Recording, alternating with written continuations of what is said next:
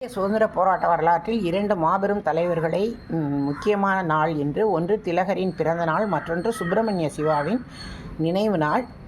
சுதந்திர போராட்ட காலத்தில் காங்கிரஸ் கட்சியில் இரண்டு பிரிவுகள் இருந்தது. மிதவாதிகள், தீவிரவாதிகள். மிதவாதிகள் ஆங்கில அரசிடம் மனு செய்வதில் நம்பிக்கை கொண்டிருந்தார்கள். எங்களுக்கு இதை செஞ்சு கொடுக்கணும், அதை செஞ்சு கொடுக்கணும்னு. ஆனால் தீவிரவாதிகள் சுதந்திரம் எனது பிறப்புரிமை, அதை அடைந்தே தீருவேன்னு சொன்னாங்க. தீவிரவாதினா துப்பாக்கி எடுத்து சுடுறவன் கிடையாது. அதனால் இந்த தீவிரவாதிகளில் முக்கியமானவர் திலகர், பாலகங்காதர திலகர்.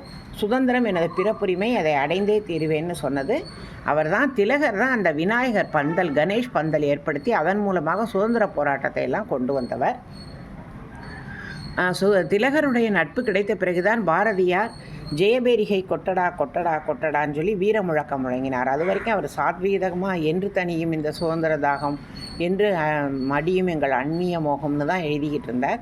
இவரிடம் பழகிய பிறகுதான் விடுதலை விடுதலை விடுதலை, பறையருக்கும் இங்கு தீய புலையருக்கும் விடுதலைன்னு வீரமிக்க பாடல்கள்லாம் பாரதியார் பாடினார். திலகருடைய பிறந்த நாள் இன்று. அதே மாதிரி இன்றைக்கி சுப்பிரமணிய சிவாவினுடைய நினைவு நாள். சிவம் பேசினால் சவம் எழுந்து நிற்கும்னு சொல்லுவாங்க.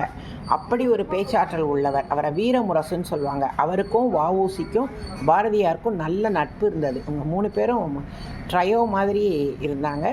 இவர் ஊர் ஊராக பிரச்சாரம் பண்ணான்னு சொல்லி கோபப்பட்டு ஆங்கில அரசு ராஜ துரோக குற்றம் சாட்டி அவரை சிறையில் அடைத்தாங்க. சிறையில் அவருக்கு கொடுக்கப்பட்ட தண்டனை, நான் இந்த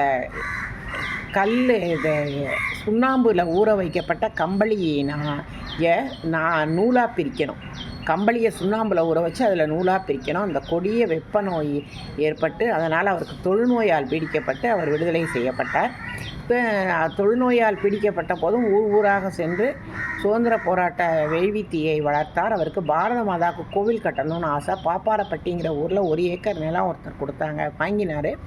அதில் கோவில் கட்ட நிதி திரட்டினார். ஆனால் கொடிய நோயின் காரணமாக அவர் வீர மரணம் அடைந்தார். அந்த நாள் இன்று. பாப்பாரப்பட்டியில் அவருக்கு நினைவு சின்னம் இருக்கிறது. பின்னாளில் வந்த சுதந்திரத்துக்கு பிறகு வந்த தமிழக அரசு பாப்பாரப்பட்டியில் பாரத மாதாவுக்கு கோவில் கட்டியிருக்கிறது. இப்படி இருபெரும் மாபெரும் தலைவர்கள் வாழ்ந்த புண்ணிய பூமி இது. திலகரின் பிறந்த நாள், சுப்பிரமணிய சிவாவின் நினைவு நாள். அவர்கள் இருவரையும் நினைவையும் போற்றி வணங்குவோம்.